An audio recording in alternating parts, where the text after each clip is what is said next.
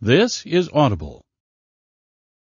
Field Marshal Albert Kesselring, The Life and Legacy of Nazi Germany's Most Popular Commander, by Charles River Editors, narrated by Colin Fluxman. Introduction. A soldier's first duty is to obey, otherwise you might as well do away with soldiering. Kesselring. Albert Kesselring holds a strange place in the history of World War II. A commander in the Luftwaffe, he is remembered as much for the skill with which he oversaw the German allies as for his mastery of the air fleets.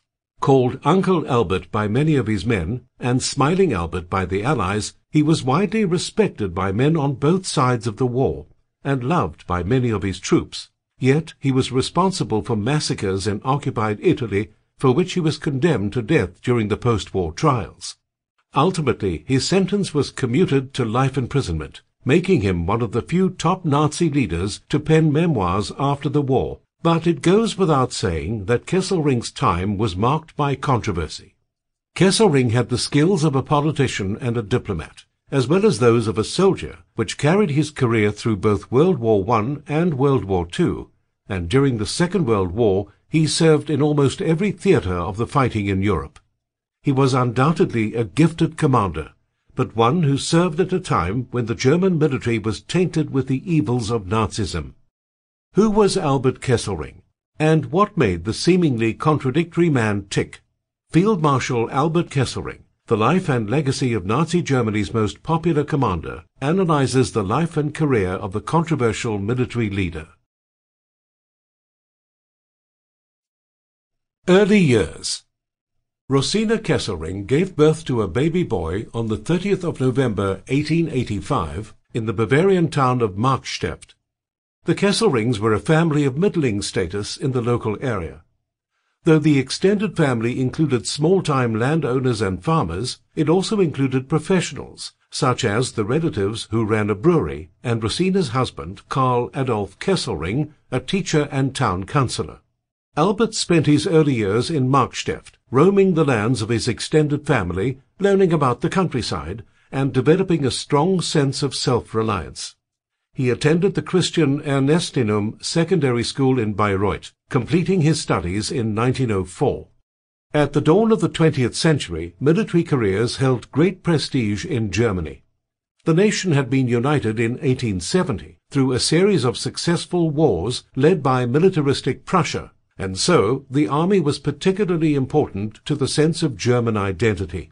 The Bavarian forces held a distinctive place within the German army as an independent force working with the rest of Germany, and Albert had a strong sense of his place within his long historic tradition. In his memoir, A Soldier to the Last Day, he described how his forefathers had defended Teutonic Christian lands against Magyar and Slav invasions as far back as the 12th century, an example to which he aspired. As the son of a schoolmaster, Kesselring didn't have an easy route into the military hierarchy. The German military was run by an officer aristocracy, with preference going to the sons of officers, and those who didn't come from a military background had to work that much harder to earn their place.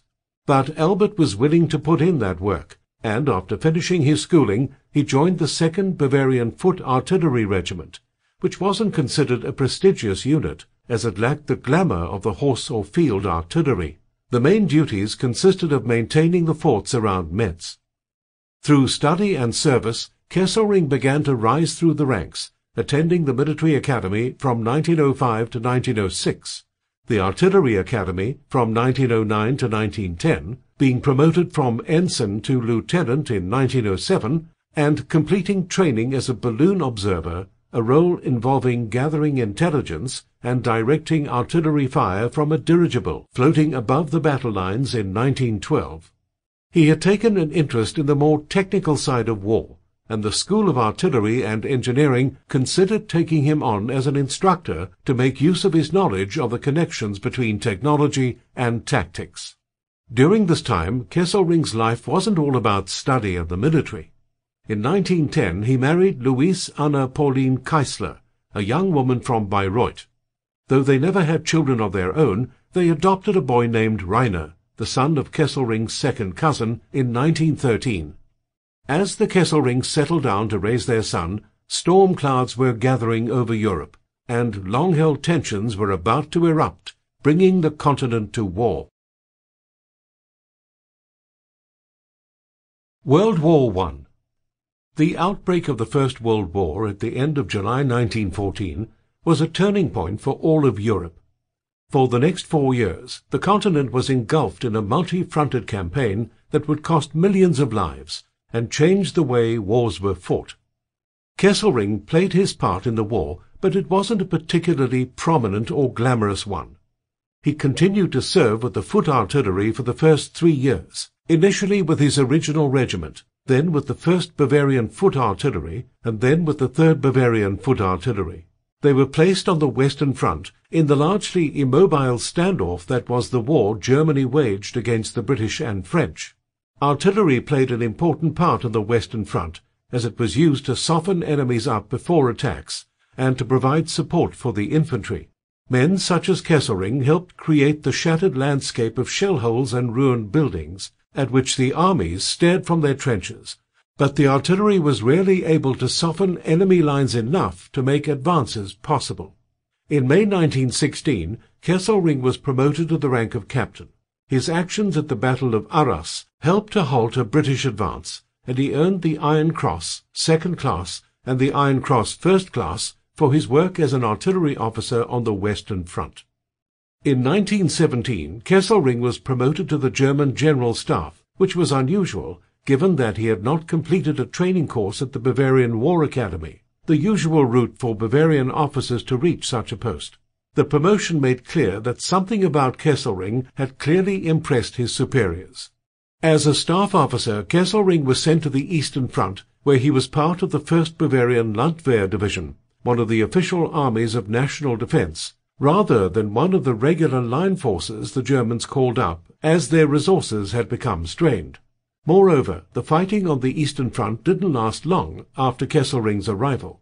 A series of revolutions in Russia plunged the country into civil war, and the Bolsheviks, the party that initially gained prominence, would eventually win control of the country, opposed Russia's continued involvement in the war. They sued for peace, thus ending the fighting on the Eastern Front. Germany rushed to send troops from east to west, and Kesselring was among them, serving as a staff officer with the 2nd and 3rd Bavarian Corps. Kesselring's clear organizational and tactical abilities had seen his career prospects improve during the war, but for Germany the prospects were grim.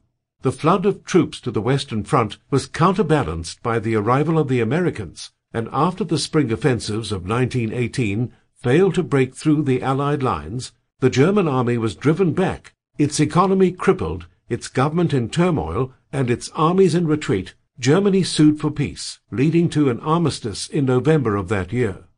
The end of the war proved to be a difficult time for Kesselring. He returned his unit to its base in Nuremberg in good order, despite the political and social chaos around them. But in late 1918, when he asked to leave the army, his request was refused.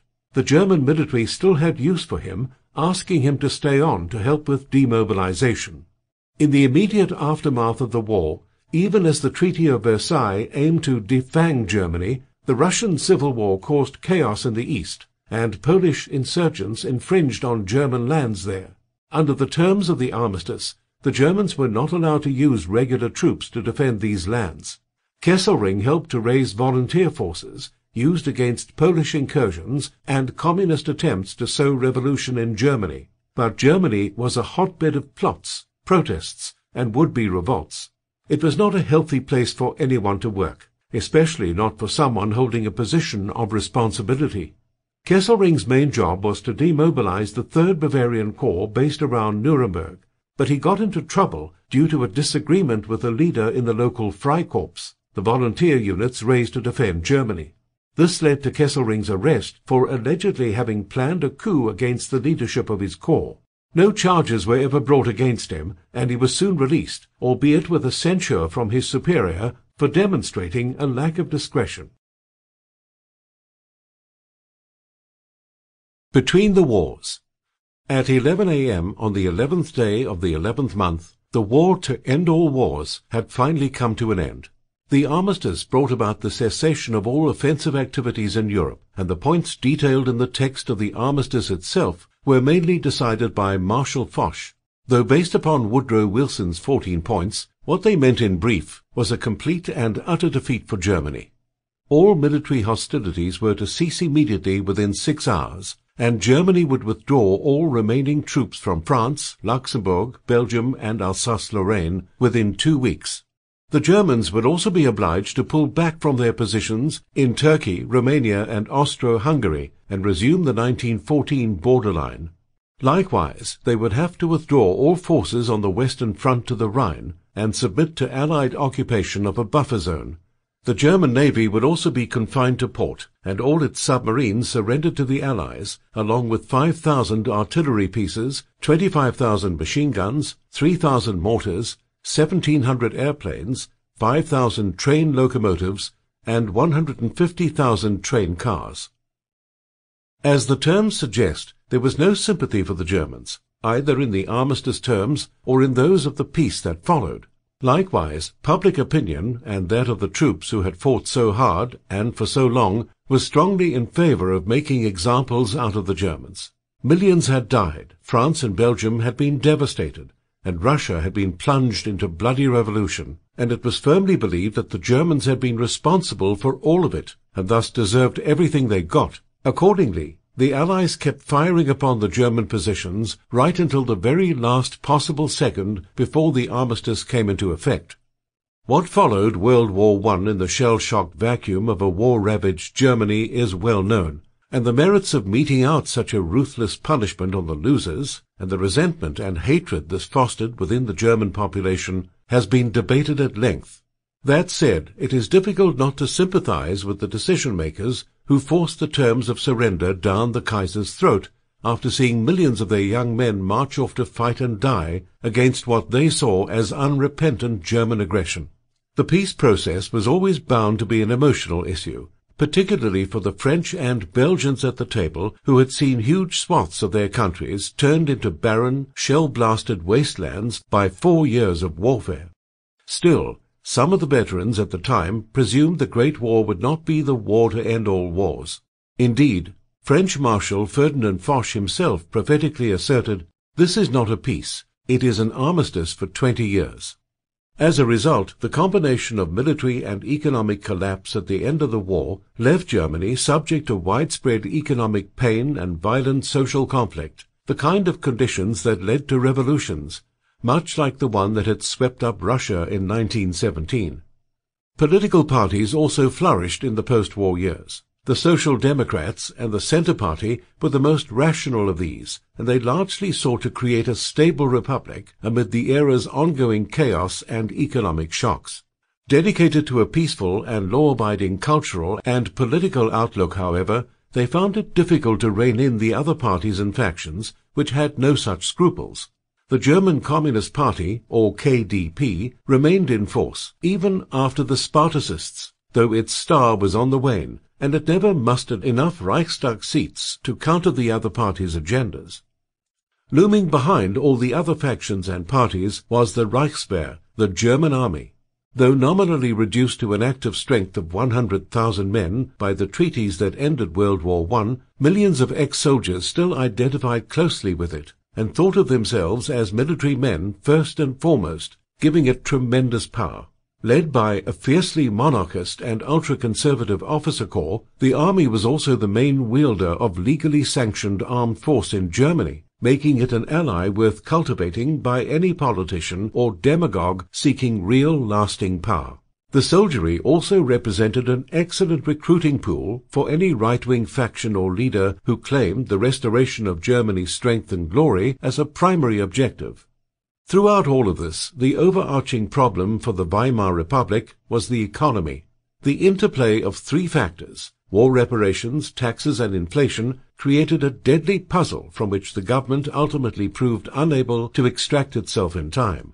War reparations demanded large amounts of money, but raising taxes infuriated all levels of society to the point of a real threat to oust the current government. The combination dealt a serious blow to the tenuous efforts at recovery made by the prostrate German economy. Initially, the government's solution was to print vast quantities of money, which removed the need to raise taxes, but also led to runaway hyperinflation.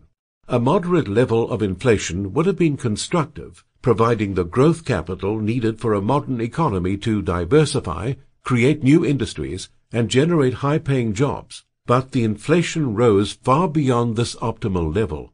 That said, the policies did result in a rapid reindustrialization of Germany, which would prove highly useful to Hitler and the Nazi Party in the 1930s, even as one economic catastrophe after another came during the 1920s. The treaty had set strict limits on the German armed forces' size and scope, banning their use of certain technologies which had emerged during the war. They were also denied a general staff, the group of officers responsible for overseeing the army, developing its theoretical understanding, and setting out its logistical and strategic plans. As a result, one obvious response to the Versailles limitations was to work on rearmament in secret. A general staff soon existed again in everything but name. Using the innocuous title of the Truppenamt, Troop Office, it became a powerful faction within the military work on rearmament within the limits imposed by the Allies. The group, however, did not pursue a wider political agenda within Germany, as the Nazis would when they called for rearmament. Rather, these professional soldiers were concerned solely with military might. In the meantime, the cutbacks to the armed forces cost many officers their jobs, but not Kesselring, who became a battery commander with the 24th Artillery Regiment in 1919. The German armed forces had been reduced from 4.5 million men to a mere 100,000. Retaining only the best men, yet Kesselring held the post for 3 years, reflecting his capability as a commander. In 1922, Kesselring joined the staff of the Reichswehr Ministry, the military of the post-Versailles Germany, imbued with the ethics of its officer aristocracy, as a major. Though officially a servant of the Weimar Republic, which had replaced the German monarchy at the end of the First World War, the Reichswehr did its best to ignore the government. Its main concern remained bolstering Germany's military strength to what it once had been. Over the next 7 years, Kesselring's work touched on almost every aspect of the Reichswehr. He helped in a range of administrative functions, including organization, training, and weaponry, and he co-wrote a well-received report on the Reichswehr for a general staff. At times, he was effectively Chief of Staff to Hans von Sicht, the Chief of the Army Command.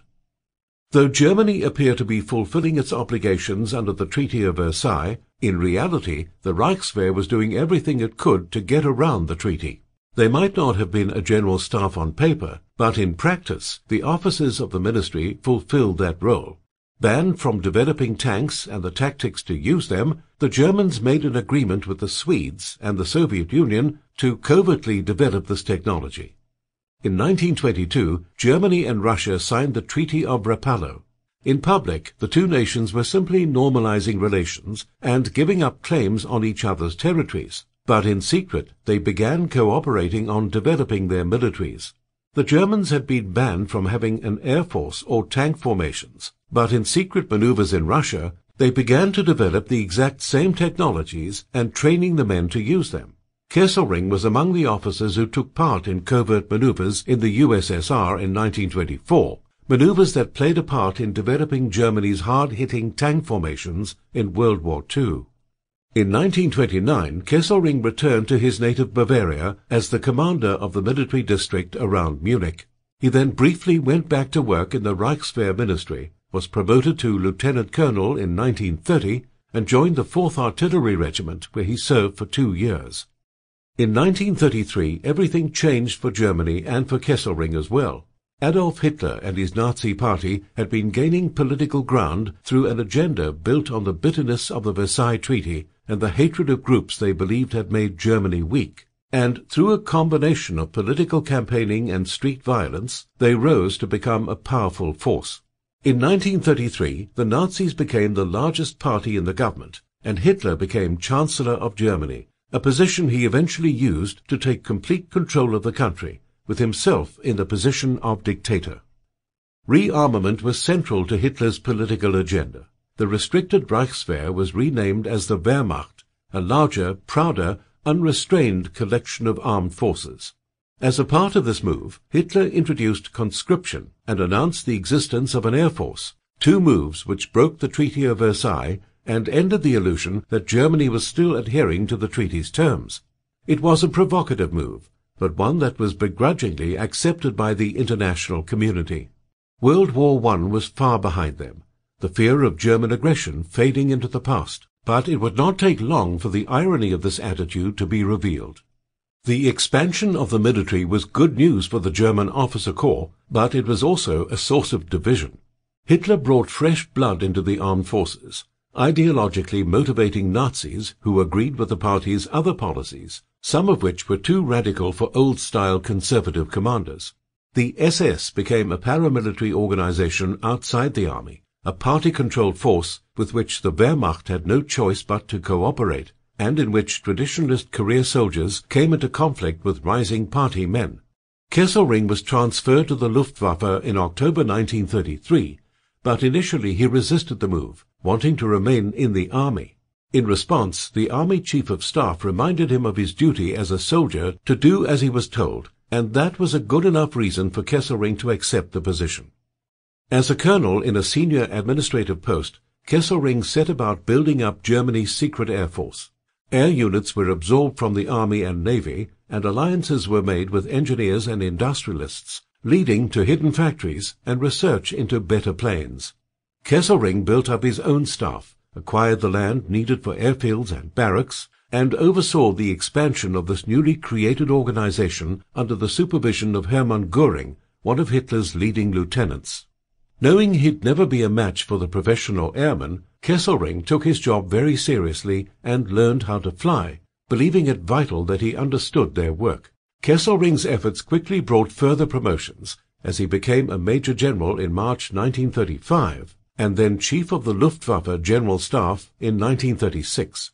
In his new role, Kesselring oversaw the expansion of the Luftwaffe and the development of new techniques, including spending a lot of time developing the Luftwaffe's paratroops arm, a force that would play a tactically important role in several campaigns during World War II. He also oversaw the acquisition of new planes, including the Messerschmitt Bf-109 fighter and the Junkers Ju-87 Stuka dive bomber, two of the most famous German planes of the coming war. The acquisition of the Stuka reflected Kesselring's attitude toward the role of air power in warfare. Having come out of the army, Kesselring saw the Luftwaffe's main purpose as a tactical one, providing air support for land operations. And the Stuka was an ideal plane for this purpose, as it was able to take out artillery positions and armored vehicles standing in the army's way. It was this sort of work that earned the Stuka its fearsome reputation in the campaigns of 1939 and 1940. The testing ground for the Stuka was the Spanish Civil War. Upon taking over as Chief of Staff, one of Kesselring's first acts was to suggest German planes be sent there to test their capability in combat, a move that would help win the war for General Francisco Franco's right-wing regime. It also gave German pilots and bomber crews useful experience for the wars that were to come. Despite his successes, Kesselring found himself in an increasingly uncomfortable position, clashing with General Erhard Milch, the Secretary of State for Air, which got in the way of his work. Kesselring asked to either leave the service or to be transferred, but rather than lose one of his best officers and administrators, Göring moved Kesselring to Luftflotte 3, Air Fleet 3, based in Dresden.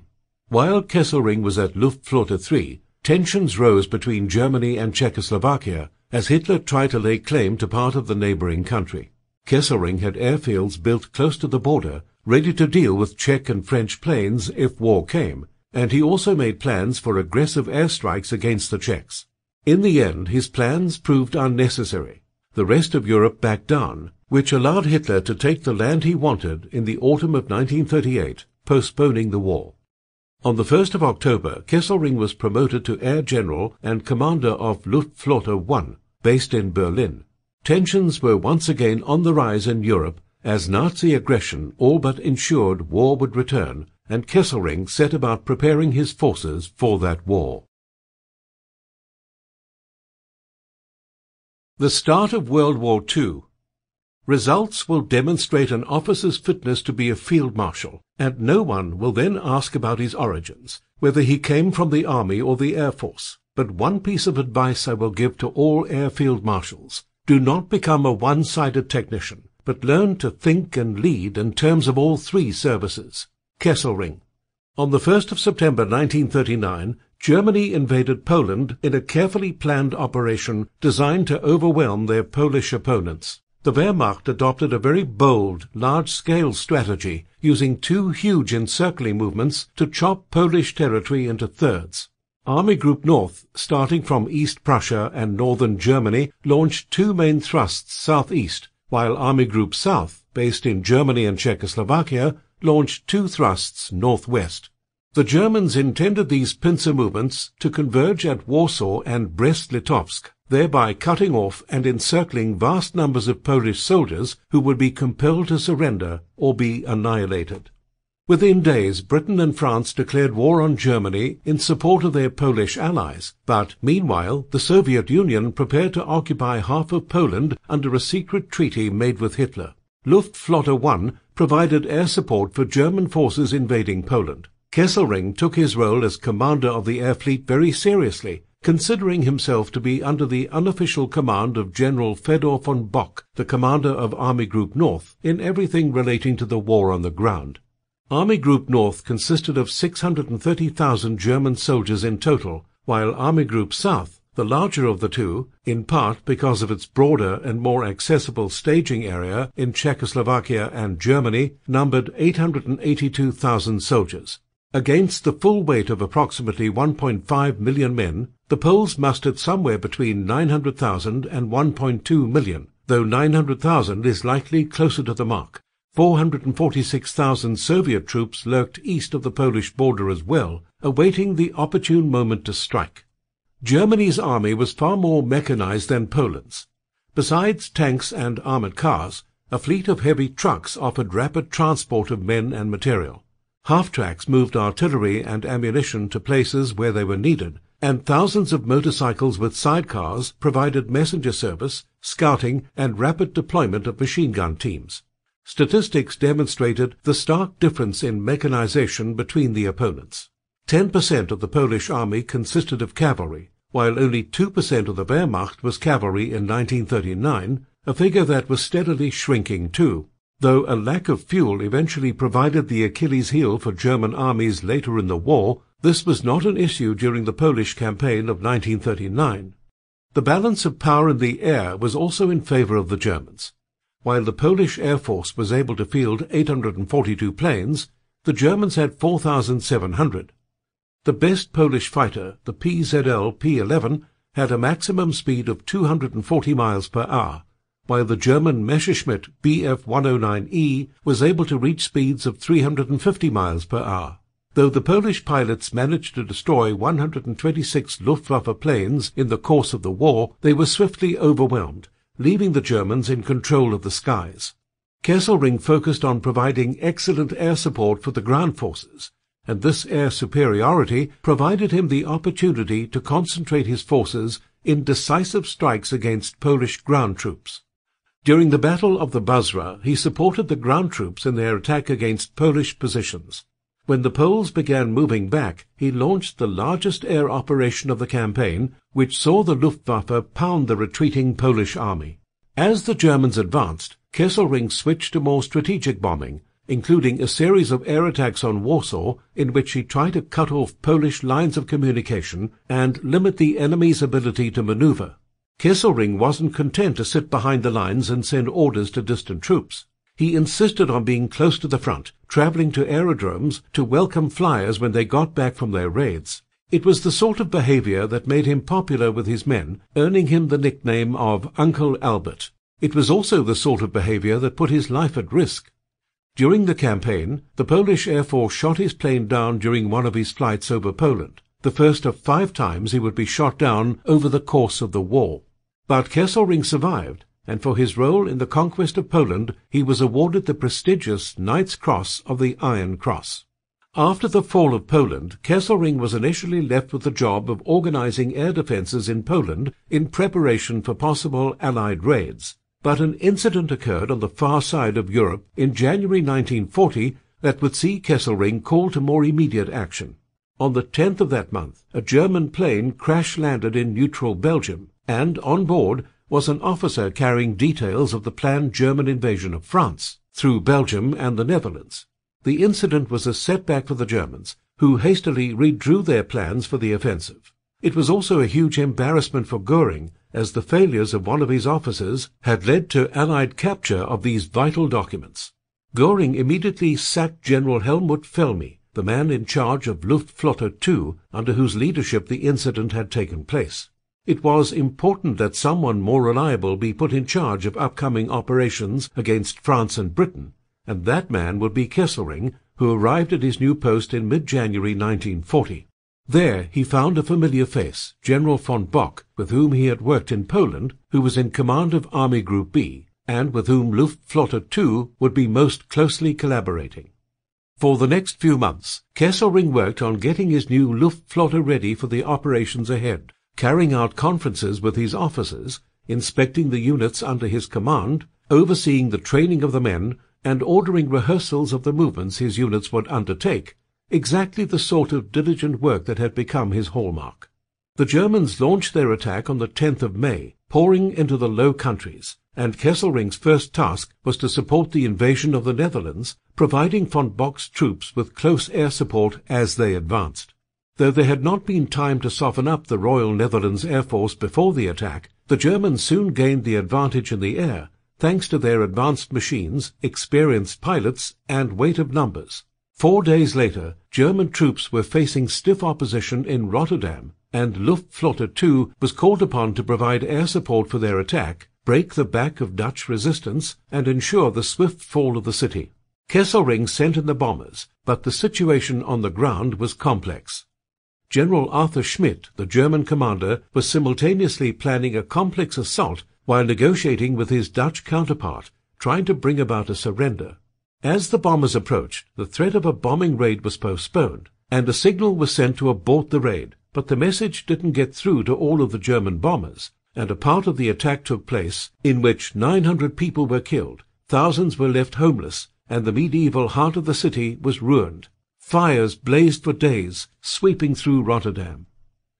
Despite the events in Rotterdam, the invasion was going well. Once the Dutch surrendered, Luftwaffe II was reassigned to support German forces in Belgium and France, where they achieved incredible success in breaking through French lines near the Ardennes forest, sweeping up through the country and cutting the Allied forces in two by reaching the coast. After only 2 weeks, the British Expeditionary Force, along with many French troops, were about to be isolated around the port of Dunkirk. Prime Minister Paul Reynaud announced the desperate situation to the French Senate in Paris on May 22, 1940, producing deep shock. Most government officials of France believed up to that moment in an imminent Allied victory. The Secretary of War, Marshal Pétain, later head of the collaborationist Vichy government, argued for an armistice. Nevertheless, Weygand remained confident, albeit for reasons that might have been comical if not for the situation's deadly seriousness. As Sir Alistair Horn noted, despite his arduous experiences of the past 24 hours, the 73-year-old Generalissimo arrived full of bounce and launched into his analysis of the situation on an evident note of optimism. "So many mistakes have been made," he began, "that they give me confidence. I believe that in future we shall make less." Weygand outlined a plan of bizarre optimism in which the entire trapped Allied force would turn south and round up the panzers in the course of 1 day. In the meantime, the Germans established numerous bridgeheads on the south bank of the Somme to be used when the southward advance began. Panzers invested Boulogne on May 22nd, and on May 23rd the British evacuated their troops at midnight. The French garrison surrendered at noon 2 days later on May 25th, recognizing their utterly hopeless position. As the Allies stood trapped around Dunkirk, Göring asked Hitler to hold the army back and let the Luftwaffe finish the British off. Nervous about his forces being overextended, Hitler agreed, against the advice of the army commanders and Kesselring. The British government ordered an evacuation of Dunkirk on May 26th, but the BEF and the French forces accompanying them could not escape that easily, however. Near catastrophe struck on May 28th when the Belgians surrendered to Germany, opening a colossal gap in the Allied lines. King Leopold III, showing consistency of character, at least if not moral courage, informed the British and French of his planned capitulation only hours prior to the actual surrender, leaving them with practically no time to prepare for its disastrous military consequences. The action earned Leopold III such sobriquets as King Rat and the Traitor King, nicknames he did little to disprove when he evinced more willingness to negotiate with Hitler for restoration of Belgian independence than he had shown in dealing with France and Britain, which sought to defend Belgium's freedom in the first place. British Prime Minister Sir Winston Churchill blasted the Belgian monarch's abrupt surrender in a detailed speech summarizing the repercussions. The surrender of the Belgian army compelled the British at the shortest notice to cover a flank to the sea more than 30 miles in length. Otherwise, all would have been cut off, and all would have shared the fate to which King Leopold had condemned the finest army his country had ever formed. So, in doing this, and in exposing this flank, as anyone who followed the operations on the map will see, contact was lost between the British and 2 out of 3 corps forming the 1st French Army. On the 25th of May, Kesselring's Luftwaffe began raining bombs down on the isolated Allied forces, which proved to be a mistake. The Luftwaffe was impressive, but air power alone could not destroy the Allied troops, and the British were able to evacuate most of their men, while the German army held back. Hitler, distracted by prospects of moving south through largely undefended French territory, realized too late that Göring's decision stemmed from emotion, not military logic.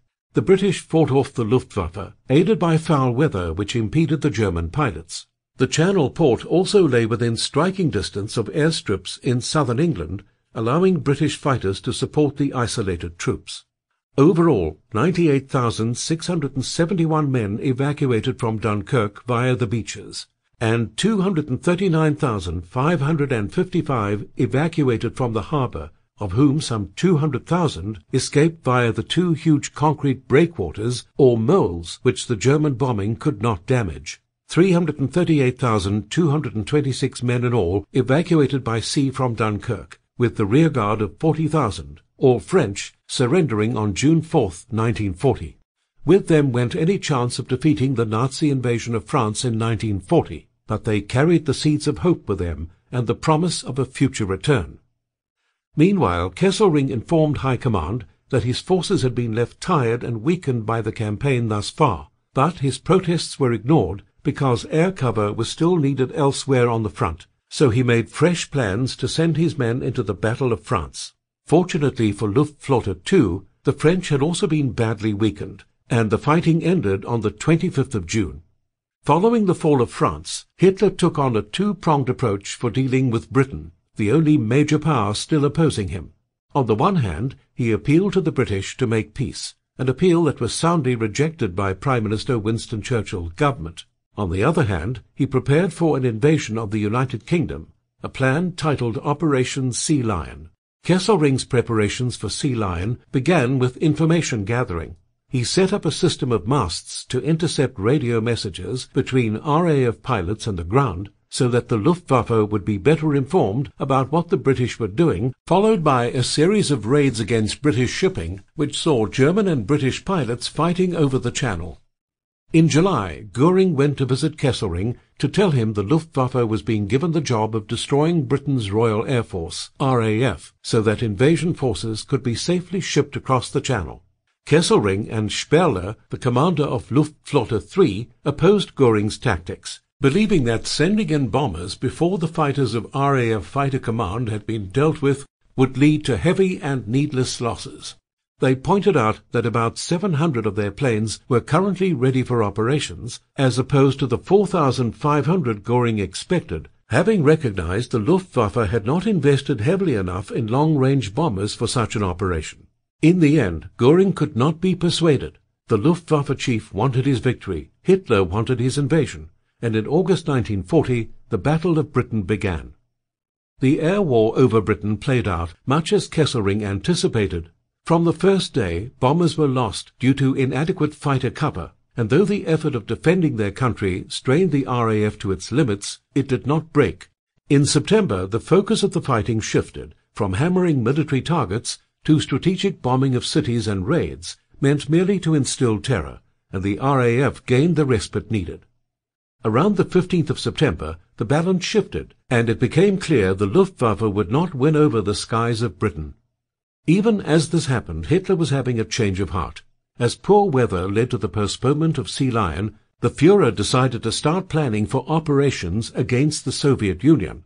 Kesselring and the increasingly battered Luftwaffe II continued to hammer away at Britain, despite the fact the strategic goal had been abandoned.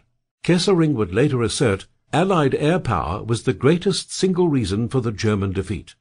Kesselring referred to the Battle of Britain as a bitter period, and in his opinion, his forces had been wasted in attacks against too many different objectives, which ensured failure. As the attacks on Britain wound down, Göring cast blame on the fighter wing for not providing enough support, but Kesselring's view of the situation was very different. To him, it had been a disaster from the top down. Operation Barbarossa. During the Christmas season in 1940, Kesselring took some time off and returned to Germany, but while he was able to leave his command behind, he couldn't stop thinking like a commander. In Germany, he saw the difference between life on the front lines and that in the heart of the Reich.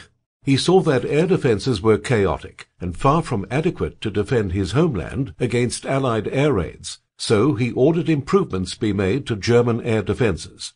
However, work on those improvements remained slow, and when he returned to Warsaw in early 1941, he was disappointed to see the changes remained incomplete. They would not be in place before Hitler launched his next campaign, the one that likely determined the outcome of the war. Hitler's new plan was Operation Barbarossa, a surprise invasion of Soviet Russia, which had signed a non-aggression pact with the Germans a few years earlier. The Germans would be supported by other countries that resented the Soviets, but ultimately the German troops would do the vast majority of the fighting.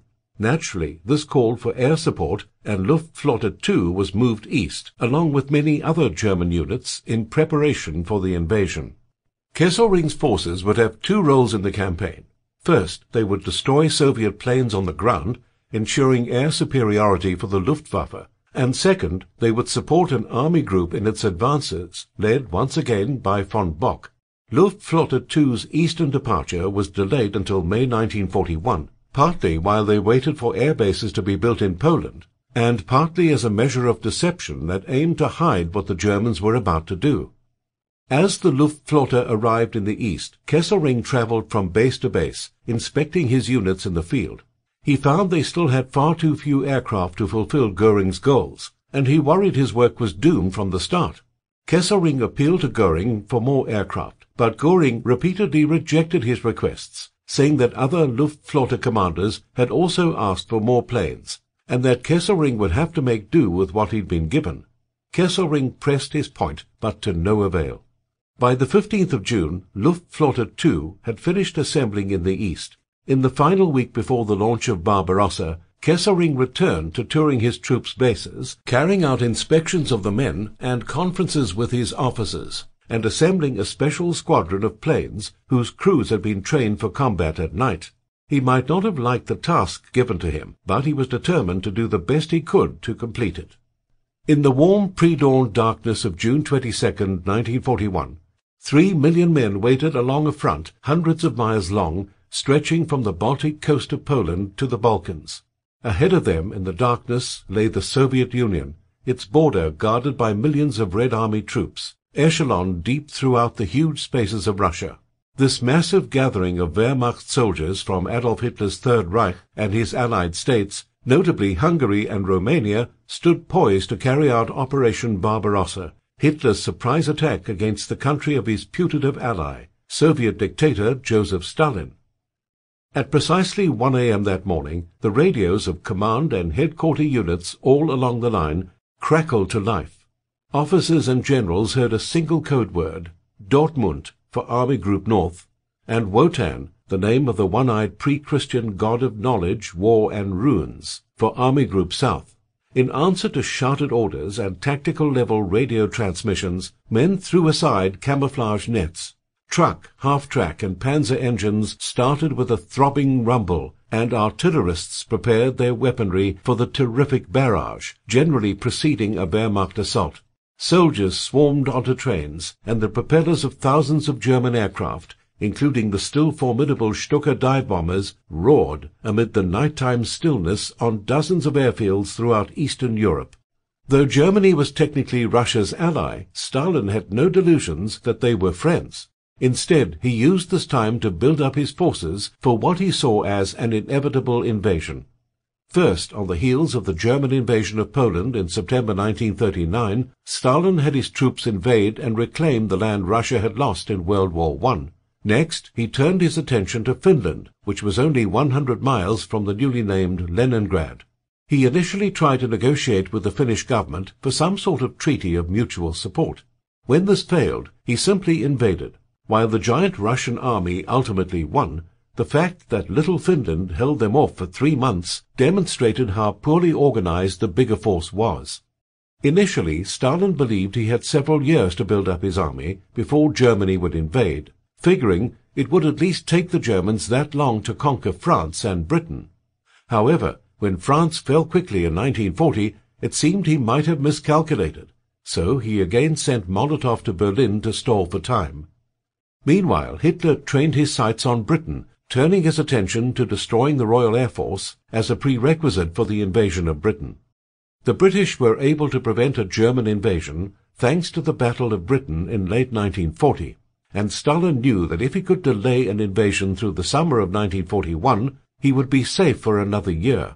Unfortunately for Stalin, Molotov's mission to Berlin failed, and Hitler began to plan to invade Russia by May of 1941. Since military secrets are typically the hardest to keep, Stalin soon began to hear rumors of the invasion. But even when Winston Churchill contacted him in April 1941, warning him that German troops seemed to be massing on Russia's border, Stalin remained dubious. Stalin felt even more secure in his position when the Germans failed to invade the following May.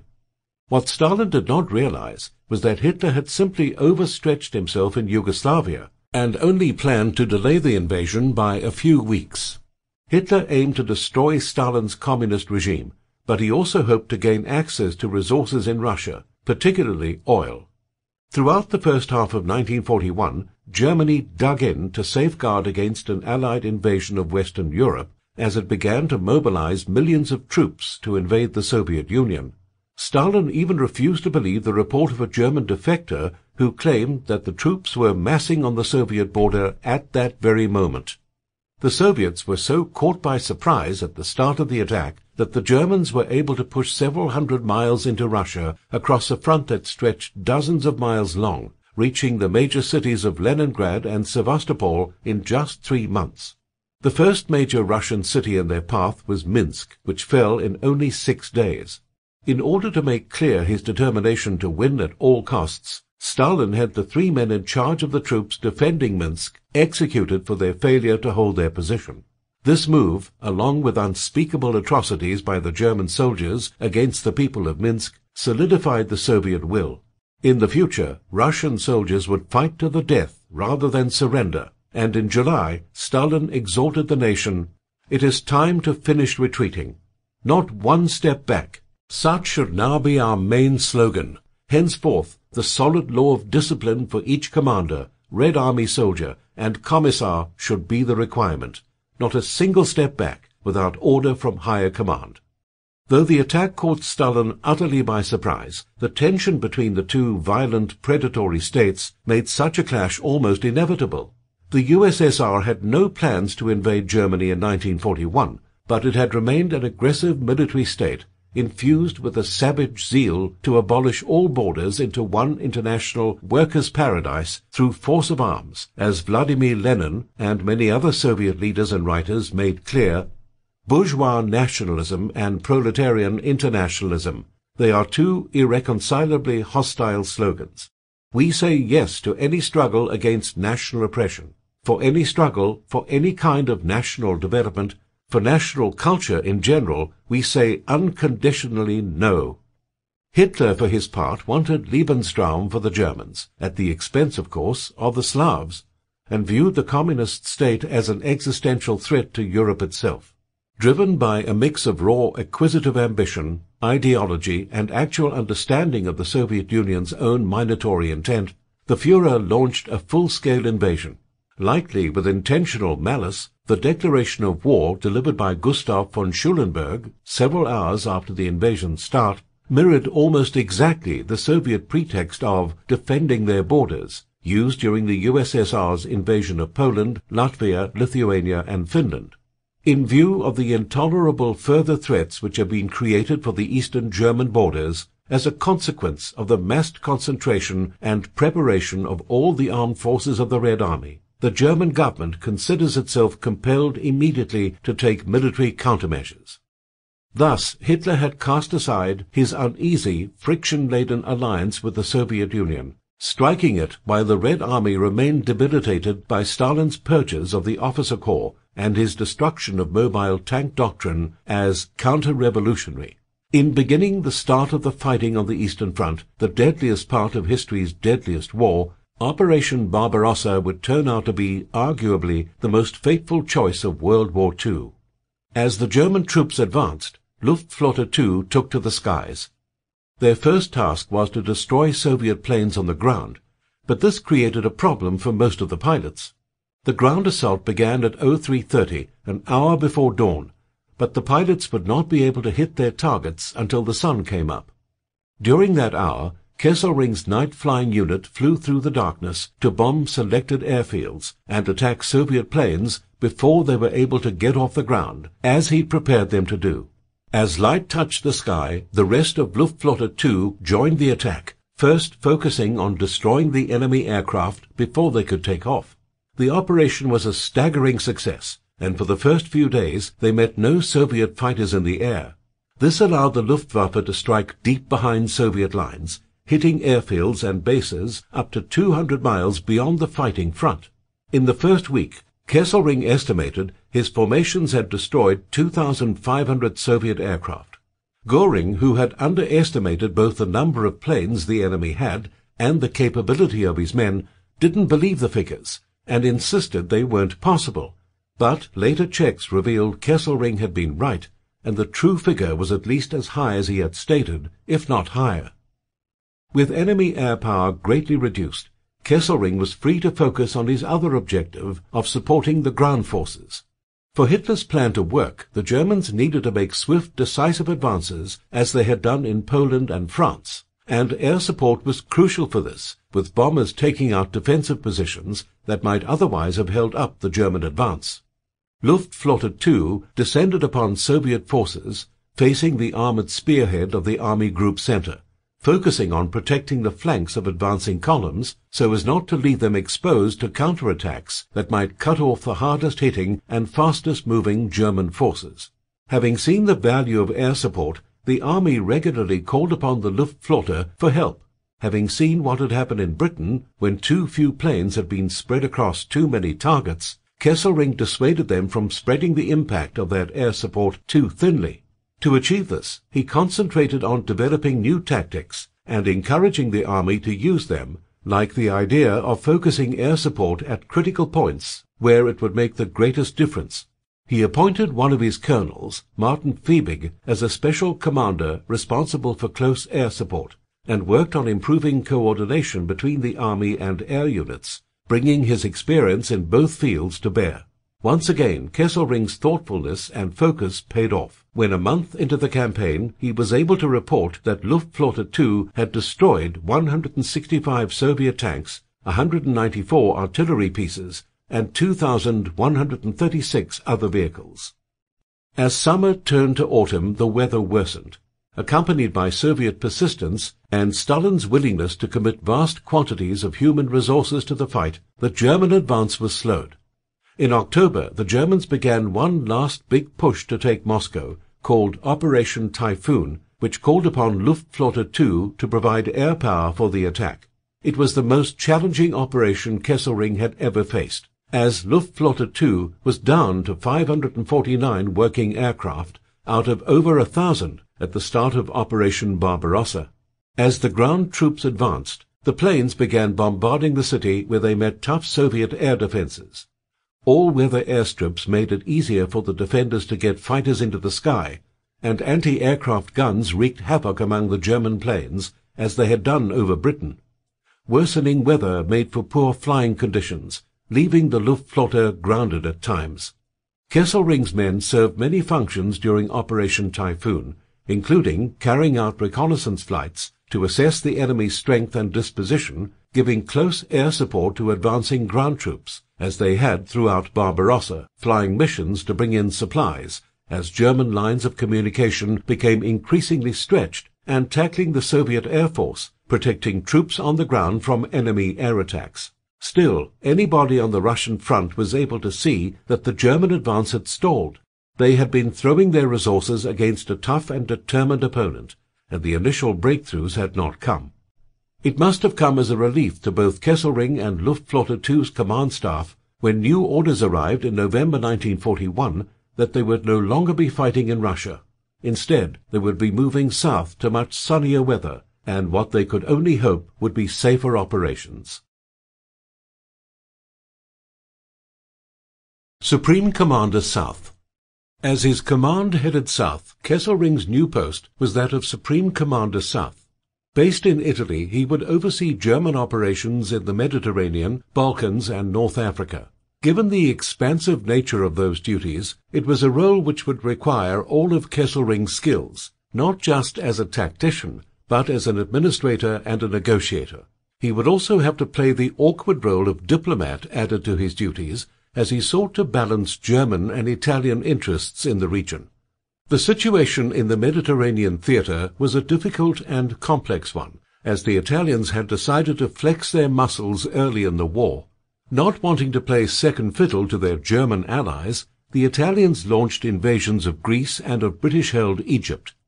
Around the same time, a coup in pro-Axis Yugoslavia had brought in a government that seemed likely to align itself with the Allies against Italy and Germany. The Italian invasions of Greece and Egypt both ended in disaster, as the Italian military, nowhere near as effective as the Germans, were driven back in both areas. Rather than allow the Axis to be embarrassed and outmaneuvered, Hitler sent German forces to assist the Italians by occupying Greece and Yugoslavia, where they became embroiled in a bitter campaign against partisan forces led by Marshal Tito. In Egypt, the arrival of the legendary Desert Fox, Erwin Rommel, and the Afrika Korps led to a revival of Axis fortunes. Meanwhile, the Mediterranean Sea itself, the route for supply lines between Italy and Africa, as well as for British shipping arriving from India and beyond through the Suez Canal, was a vital area of conflict. Control of the Mediterranean would allow one side to defend its own interests, and seriously hampered those of the enemy. Britain's Royal Navy was a dominating presence in the region, but it could be made vulnerable if deprived of supply bases. All of these issues fell under Kesselring's purview as Supreme Commander South. In addition to tackling the enemy, Kesselring had to manage the Italians. Their ineffectiveness had become a liability to the Germans, but they couldn't be treated as a subordinate power. They had sided with the British against the Germans during the First World War, and many Italian officers still felt the tug of that old allegiance. Though the Italian military worked for Mussolini, his power was not absolute, as Hitler's was in Germany. There was still a king in Italy, and the first allegiance of most Italians was to him. Put simply, if the Germans pushed in the wrong way, they risked losing their most important ally in Europe. Kesselring might have been relieved to be out of the Russian winter, but Italy was hardly a palace of delights. Given this environment, Kesselring effectively had to answer to both the high military commands of Germany and Italy. In theory at least, he had to work for the Italians, not just work on them, a situation which only added to the challenges facing him. His work was made no easier by the attitude of some in the German command. As happened in the past, Kesselring found them unwilling to listen to his most important ideas, even though he was closer to events on the ground than they were. One of Kesselring's first suggestions was an invasion of the island of Malta, a vital base for British air and sea forces in the Mediterranean. Taking it out would secure Axis supply lines while ruining those of the Allies, but his plan was rejected. Germany lacked the manpower for the invasion, and Hitler didn't trust the Italians not to mess it up. Similarly, when Kesselring raised concerns about potential Allied invasions of North Africa and Sicily, his views were dismissed by High Command, which remained convinced that if Allied forces arrived anywhere in the Mediterranean, it would be in the south of France. Kesselring's predictions would prove all too accurate, but the unwillingness of men in Berlin to accept that he might best understand his own theatre of operations was a constant hindrance. As theatre commander, Kesselring had control of forces on land, sea and air, using the wide variety of options available to him to try to ensure German and Italian supply lines. The level of losses with respect to Axis shipping was disturbingly high. Allied planes and submarines launched raids as they crossed the Mediterranean, and few convoys managed to complete the crossing without something being sunk. Kesselring focused on changing this, initially by gaining air superiority over the supply lines, which prevented Allied bombers from attacking Axis shipping and ensuring extra support against seaborne raiders. Soon, an increased volume of supplies was flowing across the sea to Rommel and the Afrika Korps, including fuel, which was vital to continuing a campaign dominated by battles between tanks. Kesselring had started to turn the Mediterranean around, and central to all of this was Malta, which provided a base for British submarines and planes, allowing the Allies to protect their own convoys and attack Axis ones. Kesselring's first step to eliminating this thorn in his side was to neutralize the heavily defended island as a base for attacks against Axis shipping. With the Germans and Italians controlling so much of the Mediterranean coast, the island had effectively been under siege since June 1940. Italian ships and planes had tried to cut it off from outside help and start the process of bombing the island into submission. After the British successfully fought back, the Italians were joined by German forces, and in every region where the Italians fought, Luftwaffe planes joined the battle for control of the skies. At first, the campaign to isolate Malta had been a moderate success, but in June 1941, a new British air commander arrived to turn the battle around, and that summer Malta went on the offensive. Resupplied with planes and other materials, the RAF and the Royal Navy launched a fresh assault on Axis shipping, halving the supplies getting through in the space of a month. When Kesselring arrived, he brought with him the Luftwaffe II, which he set to work tackling Allied air power. They shot down 20 Allied bombers and reconnaissance planes in the first 2 months, and the threat of their presence ended Allied air raids against convoys. After that, they would go on the offensive.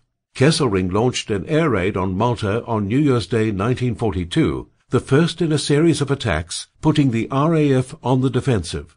Most attacks involved a sweep by fighters before the bombers arrived to support their safe passage over the island.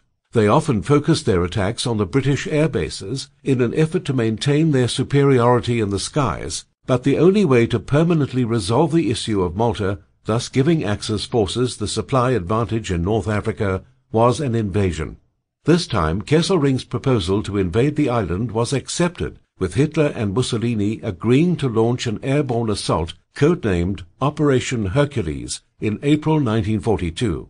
Ultimately, however, Hitler got cold feet. The paratrooper invasion of Crete in the previous year had been a successful but costly one, making Hitler wary of another such operation. Rommel, for his part, recognized the value of Malta, but considered operations in Egypt to be a higher priority, and thus convinced Hitler to provide him with paratroopers as part of operations there. The invasion of Malta was postponed, much to Kesselring's annoyance. Kesselring hoped the issue would be revisited, but by the end of 1942 that hope was gone. British operations in autumn gave the Allies superiority around Malta again, bringing in more planes and doing enough damage to the Luftwaffe to end German control of the air. Events in Africa also forced Kesselring to direct his resources there. As 1943 dawned, the siege of Malta was over, and for all of Kesselring's efforts it had been a failure. Axis military efforts in North Africa were dominated by Rommel. Transferred to North Africa after having played an important role in the fall of France, Rommel found an Italian army at the mercy of the British. He brought with him German forces, and they went on the offensive, driving the British back and besieging the port of Tobruk. Rommel's achievements in North Africa brought him celebrity status, and his careful use of intelligence, bold maneuvers around enemy flanks, and a strong understanding of how best to use the potential of tanks all allowed him to drive the Allies back east and into Egypt in early 1941. To maintain his position, Rommel needed more troops, which weren't available because every spare man had been funneled into Operation Barbarossa. This eventually allowed the Allies to regain the initiative, forcing Rommel to move back so as to defend his troops and shorten his supply lines. With that, the potential for an invasion of Egypt was lost. When Kesselring took over command in the theatre, the chance for an Axis victory in North Africa still seemed to be in sight. The war had swayed back and forth, but the British hadn't gained a decisive edge. If the Germans and Italians were able to push forward, they might take Egypt, and with it the vital supply line through the Suez Canal. Kesselring worked with Rommel to provide the Afrika Korps with the supplies they needed, and they also worked out a plan for a fresh offensive against the Allies, resulting in Rommel's greatest victory, the Battle of Gazala, a fight in which Kesselring played an active part. Launched on the 26th of May, 1942, Gazala was a month-long battle during which German and Italian forces took on the British, Indians, South Africans, and Free French west of Tobruk, allowing the Axis forces to overrun Tobruk, drive the Allies back, and pursue them into Egypt. It was this pursuit that drew off the forces preparing to invade Malta. During the fighting, the Italian infantry of the 10 and 21st Corps were led by Ludwig Cruel. Their job was to hold up the British 8th Army while Rommel made a flanking maneuver. On the 29th of May, Cruel was captured, leaving the forces without a leader. Kesselring, who in characteristic style was visiting the troops at the front, was the only commander in the area with enough seniority to take Cruel's place, and for part of the battle, the commander for the entire Axis forces in the Mediterranean took command of a formation under Rommel. Later in the fighting at Gazala, Kesselring was shot at by Allied forces while flying to a meeting. Realizing the Allied troops were sitting on Rommel's communication lines, he called in an airstrike against them, and the British were forced back with heavy losses. Though Kesselring admired Rommel as a leader of men and believed he was a good commander at the corps level, he found him a difficult character with whom to work, and thus thought Rommel unsuitable for a position of high command due to his changing moods. Kesselring was the ultimate example of steady, stable leadership, as much an administrator as a source of inspiration, whereas Rommel was a flamboyant, frontline leader who had waded into rivers under fire to help his men build bridges in France. Their contrasting styles and Rommel's unwillingness to bow to Kesselring's more senior position made clashes between them inevitable. Though Gazala was a success, it was also a source of disagreement. Rommel's infantry assault on Bir Hakeim initially failed to drive the French out of their position, despite the air support provided. Kesselring, long an expert in coordination between ground and air troops, blamed the setback on Rommel's failure to properly coordinate. The pursuit of the Allies into Egypt was also a source of disagreement. Rommel requested and was given the paratroopers Kesselring had wanted to use against Malta, an operation he considered of utmost importance. The pursuit itself was hampered by logistical difficulties, something Kesselring had predicted. The result was a series of significant defeats at the hands of the regrouping Allies. Kesselring's part in the Gazala offensive earned him the Knight's Cross of the Iron Cross, with oak leaves and swords, and he was also considered for a further promotion. Hitler had a great deal of respect for Kesselring, and he considered him as a replacement for Wilhelm Keitel as Chief of Staff at German High Command, but Kesselring's value in the Mediterranean was too great to see him moved away from there.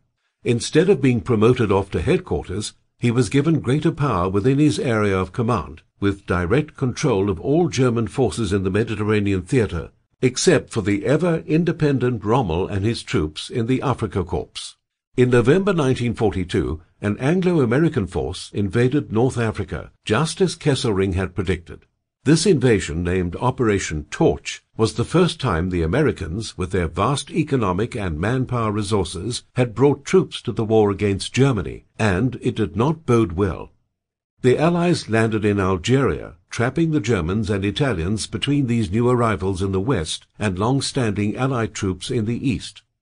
Hitler called Kesselring directly, ordering him to send all of the troops he could into Tunisia to secure control of bases there.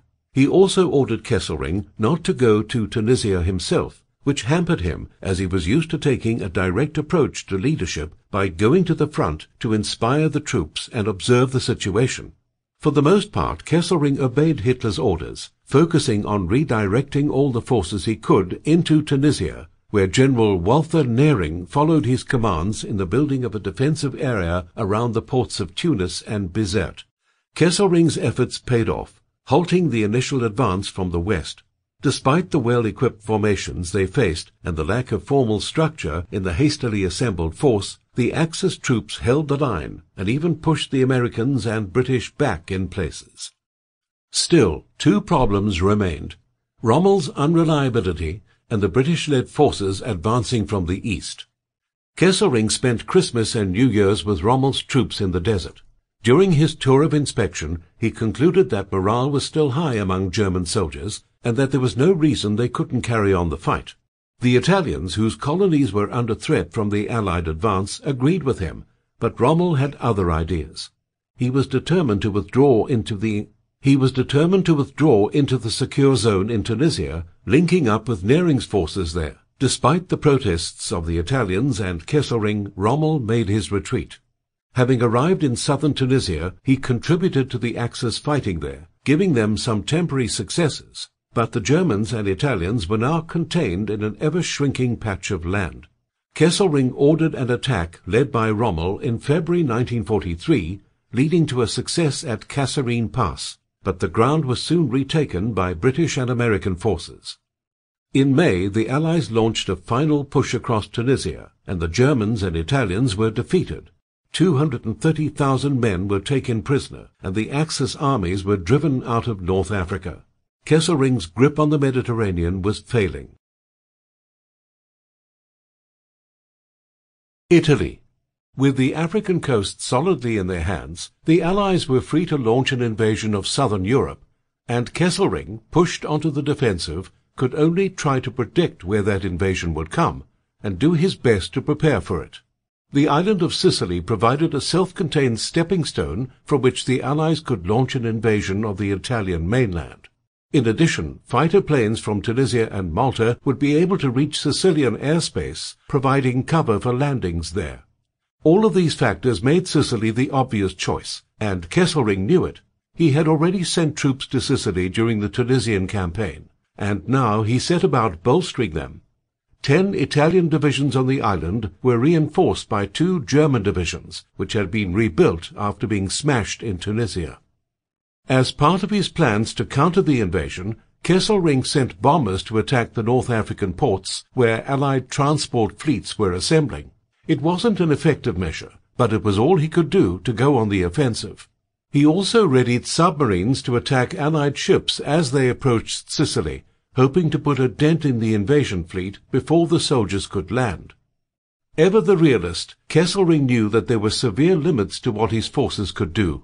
12 divisions was enough to prevent the Allies from simply walking into Sicily, but it wouldn't be sufficient to prevent a large and determined invasion force, so he based his strategy on driving them back once they arrived. Colonel Paul Conrad, commander of one of the German divisions on the island, was ordered to counterattack against the Allies as soon as he could tell what their objectives were. Conrad was to do this, regardless of any orders he received from Alfredo Guzzoni, the Italian commander of the forces on the island. The time for the tactful handling of the Italians was almost over. After all, if Italy couldn't be held by the Axis, it didn't matter which side it was on. If the war in the Mediterranean had taught the Germans one thing, it was that they couldn't rely on their allies. On the 10th of July 1943, Allied forces began their invasion of Sicily. German submarines had little success against the invasion fleet, and in the build-up to the attack, the Luftwaffe were forced to retreat to the Italian mainland. But when the ships arrived, the Luftwaffe did their best to stop the landings, sinking an American destroyer and 2 transport ships during the landings. Undeterred, the Allies quickly established a beachhead and set up a perimeter on the east side of the island. Unaware Guzzoni had planned to launch a counterattack the next day, Conrad launched the attack for which he had been prepared by Kesselring, aiming to drive the American forces back before they could unload their tanks and artillery. While the forceful counterattack did damage the American forces, it failed to destroy their vital beachhead. As the Axis troops responded to the invasion, the overlapping responsibilities of the different commanders created a farcical situation that bordered on the disastrous. Aside from Conrad and Guzzoni's uncoordinated counterattacks, Fridolin von Senger, the German officer in charge of ground troops, was issuing different orders from Guzzoni. A lack of proper coordination between Axis forces threatened to make an already difficult situation impossible. Kesselring went to Sicily on the 12th of July with the aim of asserting order over the fighting there and to assess the state of affairs. In particular, he was concerned by reports that some Italians had given up without a fight. Upon discovering the reports were true, he ordered more German troops to the island to compensate. But even with these forces, it was clear the Italian defended west of the island could not be held. Over the next month, Kesselring fought a losing battle against Allied forces advancing across Sicily. He travelled to the island more than once to see the situation firsthand and send in what troops he could spare, including panzers and paratroopers, but his resources were limited. The Allies had the advantage from the start, and it was inevitable that Sicily was going to fall. When it became clear the Axis position on the island was untenable, Kesselring's holding action turned into a fighting retreat. The priority was now to withdraw as much of the German military force as possible from the island before it fell. To do this, he ordered a withdrawal to the north from where the troops could embark. This retreat was the most successful part of Axis operations in Sicily. The Allies had superiority on land, sea, and air, but Kesselring, having overcome his earlier difficulties, was better able to coordinate the different forces serving under him. Over the course of a week, he evacuated 40,000 men, 47 tanks, and 94 artillery pieces, along with their vehicles and thousands of tons of fuel, ammunition, and food. Though he had not held on to Sicily, Kesselring's successful withdrawal had given the Germans more troops with which to defend southern Italy. The next stage in the Allied operation was obvious to everyone, not just Kesselring. Only a narrow strait lay between the Allies and the Italian peninsula, where they were able to hold territory in mainland Western Europe for the first time since 1940. At the same time, the Italians couldn't be relied upon, militarily or politically, to defend themselves. Around this time, the British possessed intelligence, gathered from their ultra-penetration of German codes, that they believed revealed Hitler's intention to abandon Italy and retreat to the northern Alps to form a defensive line should Sicily fall and Anglo-American forces reach the shores of the peninsula itself. While correct at the time, this analysis failed to consider that Hitler's strategy naturally changed as circumstances themselves shifted. As it turned out, the lackluster Allied showing on Sicily and the escape of most of the island's garrison encouraged Hitler to alter his plans and defend Italy vigorously. With its rugged mountain ridges, deep valleys, and numerous rivers, Italy contained tens of thousands of natural defensive positions, and the Germans would exploit these to the fullest during the ensuing campaign, bogging down the Anglo-American armies in an endless series of costly, time-consuming engagements. As Kesselring prepared to fend off Allied forces approaching Italy, there was political trouble behind the scenes. The Italian government, never as staunchly pro-German as Hitler would have liked, had wavered in its allegiance to their cause. Faced with the prospect of defeat and occupation, King Victor Emmanuel sacked and arrested Mussolini, reclaimed the powers given to the dictator, and formed a new government. Summoned to a meeting with the king and Marshal Badoglio, the new Italian prime minister, Kesselring was reassured the Italians would continue to fight on Germany's side. He asked about Mussolini's location on the basis that the former leader was his direct superior, but Badoglio claimed ignorance. Kesselring still believed Italy was worth fighting for, clinging to the hope the Italians might retain their existing alliance. Strategically, he believed it important to retain control of Italy and prevent Allied air raids from reaching Germany, but the Italians were in negotiations with the Allies. On the 3rd of September, they secretly signed an armistice agreement. Meanwhile, Kesselring's fondness for the Italians had undermined Hitler's faith in him, and he was ordered to withdraw from southern Italy to join with Rommel's defense of the north. Kesselring argued against this, going as far as to offer his resignation, but it was not accepted. The Allies landed at the tip of mainland Italy on the 3rd of September. Some Italians welcomed their arrival, while others continued to fight alongside the Germans. A few days later, on the 8th, an Allied air raid hit Kesselring's headquarters, killing nearly 100 people working for him and destroying his communications network. When communications were restored, news came through that the Allies had announced an armistice agreement. Italy, it seemed, was giving up the fight.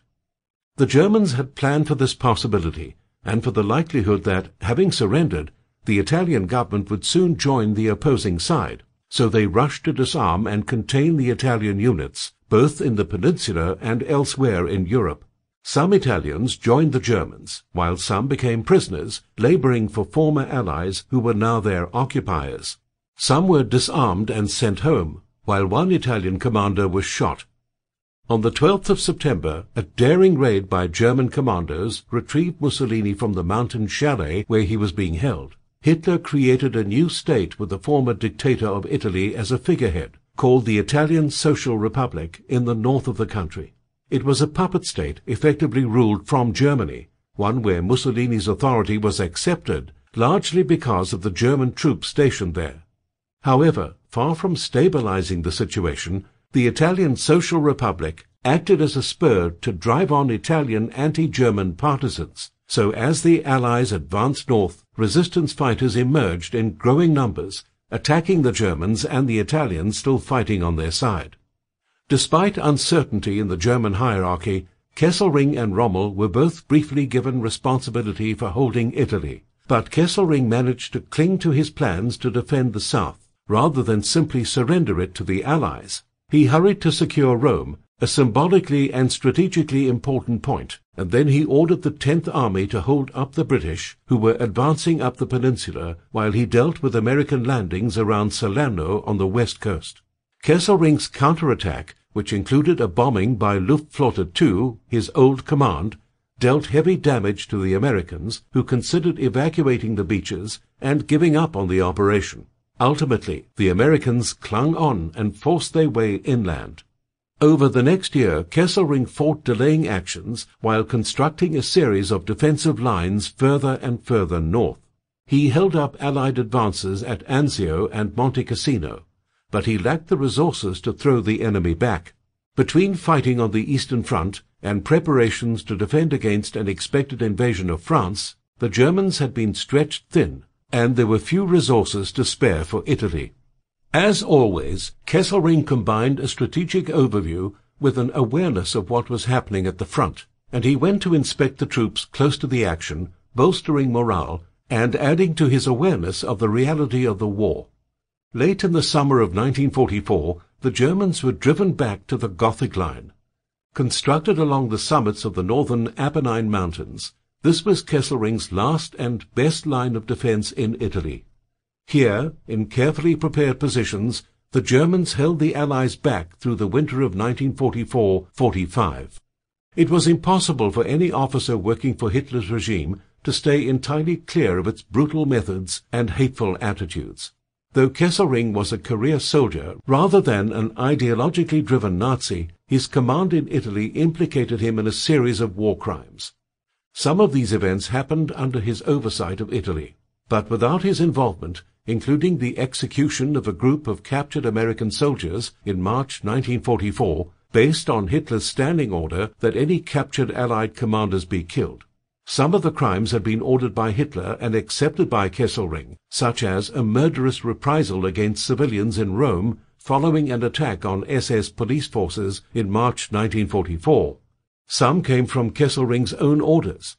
One such incident occurred in June 1944, when, under pressure from Allied advances, Kesselring allowed the massive use of heavy weaponry against the partisans, promising that soldiers who went past the normal bounds of behavior would not be punished, effectively giving them a free hand to commit atrocities. He did this without having to take responsibility for ordering them himself, and he was quoted as saying, "The partisan situation in the Italian theatre, particularly central Italy, has deteriorated to such an extent that it constitutes a serious danger to troops, supply lines, war industry, and economic potential. The fight against the partisans must be carried out with all means at our disposal and with utmost severity. I will protect any commander who exceeds our usual restraint in the choice of methods in executing one's orders. That is better than failure or neglect to act."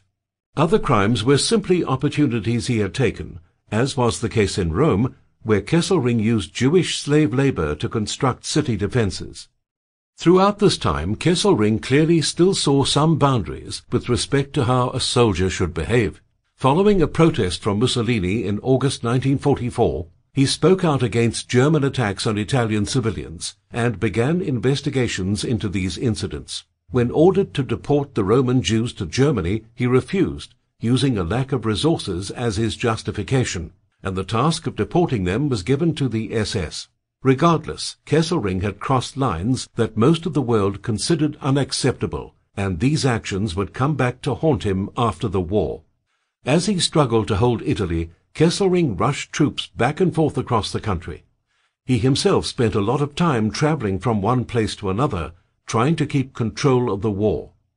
In the process of holding the Allies at the Gothic Line on the 25th of October 1944, Kesselring was injured in a car crash when his vehicle hit an artillery piece on the road.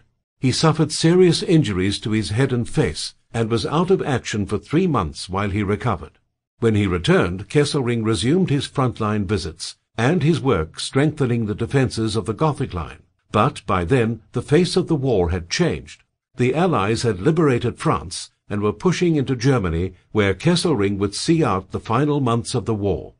American General Mark Clark summed up what many of the Allies in Italy must have thought when news broke that Kesselring was leaving the theatre. Furthermore, we knew that in command of these forces was Field Marshal Albert Kesselring, one of the ablest officers in the Hitler armies. He had served with distinction in the German artillery and the Air Force, and had been on the general staff prior to the war. Kesselring was well qualified, both as a commander and an administrator, and he had conducted the Axis operations in Italy with great skill for 2 years, after which he was transferred to the Western Front in Germany. I was glad to see him go. He was quick to reorganize his forces and shift reserves to meet our attacks. The Fall of Germany. On the 9th of March 1945, Kesselring was summoned to see Hitler, who gave him one last impossible task. Kesselring was made Supreme Commander West, responsible for overseeing German efforts to halt Allied forces advancing from France into Germany. Kesselring tried to turn down the post, saying he had not entirely recovered from the crash the previous autumn, but once again Hitler knew what he wanted and would not take no for an answer. Hitler claimed conditions in the army on the Western Front were good, and Kesselring, whose optimism Hitler had valued in the past, believed in his leader's appraisal. He set out to hold the West while Hitler achieved the great victory he had predicted in the East, which would serve to free up more troops for Kesselring. Even by Hitler's standards, it was an unrealistic assessment. Soviet troops were approaching Berlin, and Germany had spent the last of its reserves in a failed attempt to beat the Allies in the Ardennes the previous December. Nevertheless, Kesselring went to his new command post in apparently high spirits, determined to halt the Allies in their tracks.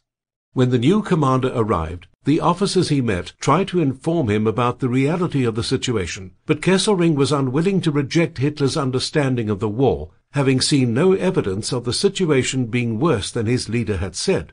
As it became clear there were serious problems on the Western Front, Kesselring criticized General Walter Model and the commanders who had led operations on the front, as well as the operations recently carried out by Army Group B under Model's command. Model raged against the attitudes of the German High Command, and he and Kesselring got into a blazing argument. It was not an auspicious start to Kesselring's new role, to say the least. When he visited army posts near the front, Kesselring received similar assessments. According to those at the front, current positions could not be held, the situation was desperate, and if he had asked these men to continue as they were, their forces would surely be destroyed. Kesselring ordered them to hold. Hitler had a history of reshuffling his armies in times of crisis, rearranging command posts, and reorganizing units to make the situation look better than it was. And as Germany crumbled, this habit of rearranging the deck chairs on a sinking ship reached new heights. Kesselring was made Supreme Commander South as Germany was split in two by the Allied advance. Once again, he had gained fresh responsibilities at a time when any attempt to assert command would have been a struggle. Kesselring's command was crumbling, along with the rest of the Reich. One of the areas under his leadership was the last German territory on the west bank of the Rhine, a triangle of territory around the Saar. High Command had ordered that this territory should be held, an order passed on to Kesselring's officers. Then came the American armies, one of them led by the famously aggressive General George S. Patton. The Germans suffered heavy casualties, and their defensive line crumbled. As the losses rose into the tens of thousands, Hitler finally accepted a withdrawal. Through a skillfully delaying action, the Germans managed to pull back across the Rhine, avoiding being encircled and forced to surrender. But they had lost over 100,000 men at a time where there were no fresh troops to be had. In April, Model's army group met a similar fate. Surrounded in the Ruhr region, the heart of industrial Germany, they were overwhelmed by the advancing Americans. The army was surrounded, but Model refused to surrender. He would walk off into the forest to commit suicide rather than accept defeat, and his army was destroyed. Of course, Model wasn't the only one to choose suicide over defeat. Hitler killed himself in his bunker in Berlin on the 30th of April, and with that, the man whose orders Kesselring had worked so hard to obey was gone. Piece by piece, the German armies started to surrender. Even before Hitler's death, German forces in Italy had offered their surrender to the Allies, an action that infuriated Kesselring, who, as their supreme commander, had ordered them to fight on. Though he had been aware of secret negotiations taking place behind the scenes since March, he had not given permission for negotiators to agree to the surrender. Finally, on the 2nd of May, Kesselring was convinced, following a long phone conversation with one of the German negotiators. Hitler was gone, Germany was falling, and all he could do was arrange the best possible end for the troops serving under him. For those fighting in the East, this meant avoiding being captured by the Soviets, as everybody expected better treatment if they fell into American or British hands.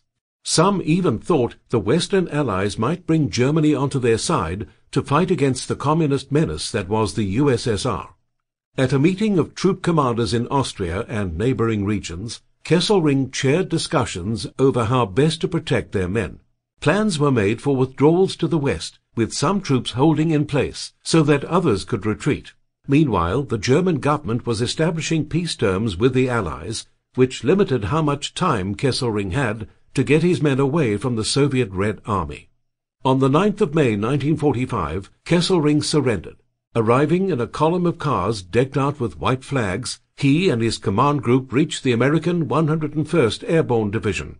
Kesselring had grasped the reality of defeat, but not how far this would remove him from power. He initially refused to surrender to the 101st, as no one there was his equal in rank. Nonetheless, Kesselring was treated with respect by the Americans. They let him retain his Field Marshal's baton and give interviews to the press. Photos of him drinking tea with American General Maxwell Taylor were published. Such treatment perhaps bolstered Kesselring's optimistic view of the situation, leading to a strange request when he asked to be given a plane to fly to Yugoslavia to oversee the German evacuation there. This request made perfect sense to Kesselring because the Yugoslavians were set on vengeance against the Germans, and any troops they captured could expect brutal treatment. They needed to be brought out if they were to be saved from a barbarous end. Given the chaos that had descended upon the region and his role as Supreme Commander South, Kesselring was the perfect man for the job. Surely the Americans could see this was simply a matter of completing the surrender and saving lives. General Dwight D. Eisenhower, the Allied Commander-in-Chief, rejected the idea, as well as Kesselring's request to set up a communications network to help bring the surrendering German armies home. It was a stark reminder that the Americans weren't there to help the Germans, but to bring an end to their hideous regime. After the war, a military leader often faces a situation he has to deal with, but because it is his duty, no court can try him. Kesselring. Following the war, the British arranged a series of war crimes trials in Italy run by the British military in conjunction with the Italians. Kesselring was put on trial in 1947 on 2 counts: the massacre of hundreds of civilians in March 1944 and incitement to kill other Italian civilians. Given that his signature had appeared on orders proclaiming German reprisals, his punishment was important as a symbol of the German Reich, as it was due to his own behavior. Kesselring did not use the same defense as other Nazis. Instead of claiming he was simply obeying orders, he argued that his actions had been entirely legal, but not surprisingly, the court did not agree. In May 1947, he was sentenced to death by firing squad. Though the decision was the work of a British military court, it incited protests from British and American commanders and politicians who had led the fight against Kesselring. He was still widely respected, and they considered it an unjust punishment. Furthermore, the Italian government refused to carry out the punishment because they had gotten rid of capital punishment, strongly associated with the brutality of Mussolini's fascist regime in 1944. Kesselring's sentence was commuted to life in prison as a result, and he spent the next 5 years as a prisoner in Germany under British supervision. In the early months of his confinement, he was approached by a former SS officer who invited Kesselring to be part of an escape he was planning, but Kesselring refused, saying that he saw escape as a confession of guilt. While in prison, Kesselring worked on a history of the Second World War for the U.S. Army, and on his memoirs, which would later be published in secret. In both Germany and Britain, pressure mounted to release Kesselring and some other prisoners. It was an awkward political situation, one that threatened Britain's reputation and the rebuilding of West Germany as an ally in the Cold War. A way out emerged in 1952 when Kesselring was diagnosed with throat cancer. Given the attention on his case, the British didn't want him dying in prison, and so he was released. As it turned out, the throat cancer did not take Kesselring, and he spent the last few years as a free man and something of a celebrity, getting involved with veterans groups, giving interviews to the press, publishing his memoirs, and writing another book reflecting on the war. He also appeared as an expert witness in other people's war crimes trials. Kesselring never accepted that any of his actions had been wrong, preferring to believe he had been doing his duty as a soldier. Kesselring died of a heart attack on the 16th of July 1960. Veterans attended his funeral and spoke fondly of him. He remained a divisive figure to the end, a man loved by his troops, but rejected by a reformed German establishment, one that saw his actions in Italy as murderous atrocities. In the end, being an effective leader did not preclude the fact that he could also be a war criminal. That was Field Marshal Albert Kesselring, The Life and Legacy of Nazi Germany's Most Popular Commander, by Charles River Editors. Narrated by Colin Fluxman. Copyright 2017 by Charles River Editors. Production copyright 2017 by Charles River Editors. Audible hopes you have enjoyed this program.